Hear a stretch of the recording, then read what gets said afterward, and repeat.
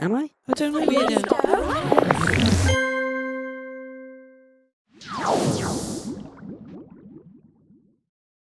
Welcome back. Now we're going to move on to our second technique for staying calm. So what's the second technique? So this technique is called the grounding exercise technique, and we're going to focus on the things around us, maybe in your room. In particular, we're looking for things, positive things or helpful things or neutral things which you may not have strong feelings about. So let's start this together. As always, pause or stop what you're doing and make sure you're sitting somewhere where you feel comfortable. So we're going to start this technique with 2 deep breaths in to the count of 4. So let's do that together. So breathing in, 2, 3, 4, and breathing out, 2, 3, 4. Breathing in, 2, 3, 4, and breathing out, 2, 3, 4. Now I want you to look around the area you're in, and that might be your room. And either out loud or to yourself, I want you to name 5 things that you can see.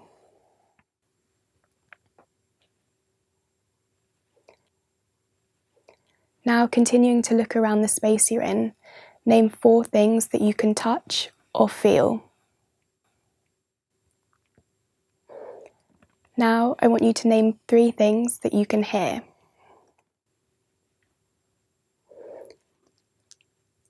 Name 2 things that you can smell. Lastly, name 1 thing that you can taste. Now we're going to take another deep breath in together, but it's going to be in for 4 and out for 7. So let's breathe in, 2, 3, 4, and breathing out, 2, 3, 4, 5, 6, 7. Focus on how you're feeling. How did you feel doing that exercise, looking at both before the exercise and afterwards? Because you're only focusing on what's around you immediately, it stops you thinking too much about what's going on in the world outside or what might be happening next week. And so you just take a moment to focus on exactly where you are, and you feel your brain sort of quietens down a little bit because it's not worrying about what's sort of beyond the door so much. Great. And did you have any difficulties with doing that exercise? Maybe just at the end, breathing out for much longer is, you're really pushing your body to push the air out for longer. But that, again, helps you sort of relax all of your muscles right at the end once you've been using your brain. Absolutely, and sometimes practicing these techniques can really help.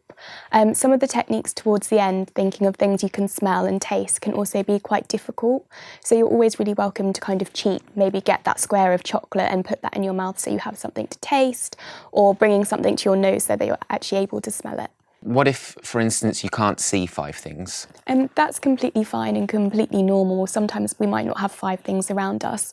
So it's just really important that you focus on the things you can see and however many things there are around you to kind of take those in. But if it's not 5 and it's less than 5, that's completely fine. And if this technique doesn't work for you, there are other exercises you can try as well.